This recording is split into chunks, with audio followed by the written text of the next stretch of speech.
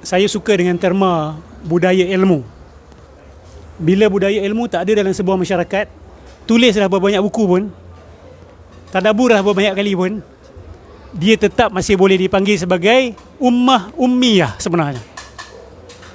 Sebab budaya ilmu ni apa sebenarnya? Ada siapa boleh jelaskan apa maksudnya budaya ilmu? Budaya ilmu ni hampir tak wujud dalam masyarakat kita. Saya ambil contoh. Isu, ni mungkin sensitif sikit. Isu vaksin tak vaksin. Tak ada masalah awak nak berpegang pandangan apa. Tapi pandangan awak berdasarkan apa? Berdasarkan satu WhatsApp message yang kawan awak forward. Lepas tu awak buat keputusan, aku tak jadi nak ambil vaksin sebab dia kata mak dia ambil meninggal. Itu keputusan yang dibuat bukan berdasar dengan budaya ilmu. Budaya ilmu dia buat apa? Siapa yang hantar ni? First, siapa yang hantar? Betul ke apa dia cakap ni? Adakah dia ahli dalam bidang ni? Betul ke kajian sudah dibuat? Berapa banyak sampel, betul tak, untuk mendakwa vaksin membunuh contoh? Ada orang sampai hari ni bersepah benda ni, dakwaan-dakwaan seperti ni. Sampel number berapa banyak you pakai? Dengar-dengar, siapa yang cakap? Ada sanad ke tak ada? Forwarded message sudah sampai 10 kali forwarded, punca tak tahu siapa. But you make decision based on that. Itu adalah budaya anti ilmu. Budaya anti. Saya ambil lagi satu contoh. Ini pun hal-hal perubatan dalam masyarakat kita. Hal-hal perubatan dalam masyarakat kita. Mak aku kencing manis, makan ubat sekian-sekian ni, baik lah. Apa kata kau cuba? Padahal mungkin jamu tu boleh membahayakan nyawa dia. Tapi dia tak check tau.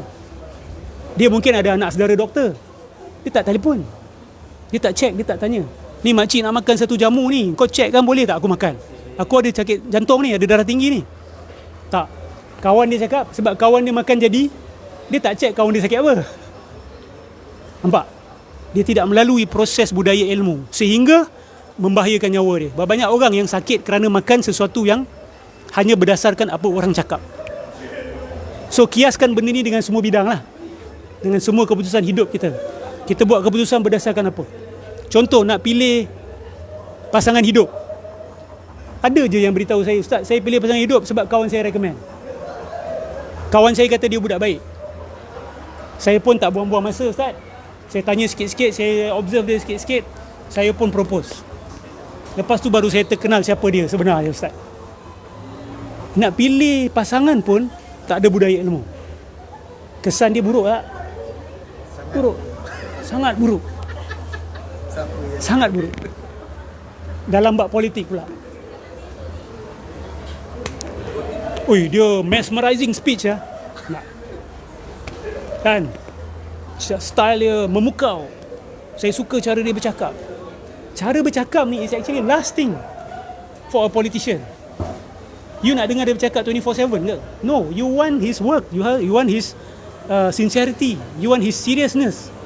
Tapi ada orang yang, aku pernah nak dengar politician ni cakap slow and sebab tu dia tak vote bagi orang tu. That's a very stupid thing to do. Dia malas nak dengar YouTube dia malas nak dengar dia punya programs. Betul tak? Hanya kerana tak sedap lah. Ustaz Nedros cakap tak apa-apa best lah kan. Kalau lepak cakap dia mungkin syok lah kan? So you pilih berdasarkan apa? Bukan berdasarkan budaya ilmu. Orang yang ada budaya ilmu, dia akan berhukum berdasarkan fakta, berdasarkan ilmu, bukan berdasarkan emosi dan sebagainya. So betul, in that sense kita adalah masyarakat yang ummi sebenarnya. Masyarakat yang ummi. Lagi satu contoh saya boleh kasih, isu mental health. This will be the next pandemic Orang sibuk pasal COVID kan. Mental health problem is gonna be the next pandemic. COVID mungkin dah jadi endemic soon, atau sekarang dah jadi endemic. Tapi mental health problems akan jadi pandemic. It's growing globally. Suicide cases is rising around the world, bahkan lebih tinggi daripada homicide cases. Maksud dia manusia mengambil nyawa dia sendiri lebih banyak daripada manusia membunuh manusia. That tells a lot about the reality of human condition today. Okay? Manusia dah tak nak hidup dah. Berapa ramai di kalangan kita dalam keluarga kita, mungkin ada yang ada anxiety, ada depression, tapi tidak terawat for 10 years, 15 years. Sebab apa? Oh, ni jin ni, bawa jumpa ustaz. Ustaz pun ruqyah, ustaz pun satu hal juga kan. Oh, ni jin degil ni kan. Ni ada 3-4 ekor dekat bahu awak ni. Ustaz tu pun sebenarnya patut di ruqyahkan ataupun dihantar ke mental institution, tapi dia yang diagnose tu. Lepas tu dia kata, awak pergi jumpa bomoh ni pula, awak pergi jumpa tukang ubat ni pula. For 10 years saya jumpa orang macam ni. Dia kalau jumpa orang yang betul, sakit dia dah boleh dirawat 10 years ago. Rumah tangga dia mungkin boleh diselamatkan 10 tahun lepas. Kerja dia mungkin boleh diselamatkan 10 tahun lepas. Tapi sebab tak ada budaya ilmu, orang recommend dia pun pergi buat. Dia tak tanya siapa tu, dia ni ada certification ke, dia ni ada background ke. Ustaz tahu saya ada jin macam mana? Ustaz kata ada 4 ekor. Kalau awak pergi doktor kata awak ada kanser, awak percaya macam tu ke? Doktor tak x-ray saya pun macam doktor tahu kan? Doktor kata kat otak saya ada tumor, doktor tak buat MRI scan pun. Tapi bila ustaz kata ada jin lah, ada apalah, kita terus terima. Itu bukti tak ada budaya ilmu. Bila tak ada budaya ilmu, you akan jadi victim, you akan jadi mangsa. Dan kadang-kadang isteri you akan jadi mangsa you. Sebab you ingat, you bukan mental illness lah, you ada jin. Padahal isteri perlu makan ubat, isteri perlu counselling, isteri perlu bebanan dia tu dikurangkan.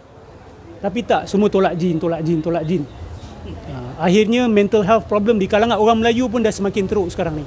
Banyak masyarakat kita sebenarnya ada depression. Dia tak tahu pun benda tu depression. Bila ditanya simptom, abang ada simptom ni tak? Mood nak bangun tidur tu liat tak? Kalau boleh nak tidur sepanjang hari. Hobi semua dah malas nak buat kan? Semangat untuk hidup tu ada lagi ke?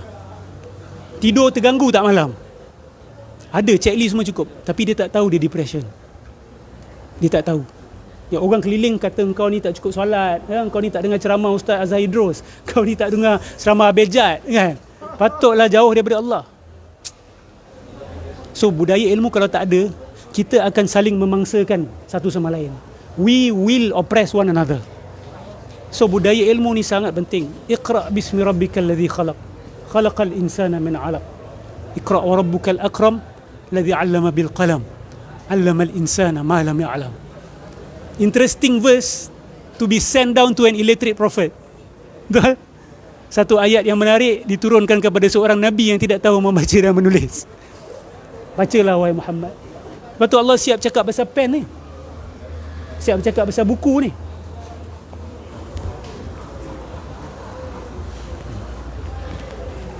Beyond reading, beyond writing, bagi saya yang lebih establish budaya ilmu adalah budaya muzakarah, budaya perdebatan, perbahasan matang. I can say that you are wrong, I can slam this table, but after that I can shake your hand and say thank you for your opinion. Itu masyarakat yang matang. And we are still far away from that. Tengok, bila sidang kalam kritik orang kata apa? Main label kan? Instead of dealing with the arguments, Wahabi lah, agent Yahudi lah, Dajjal lah. Why can't you just argue? Why? Because you don't have arguments. If you don't have arguments, then why the heaven do you hold on to that opinion? Kan? As simple as that sebenarnya.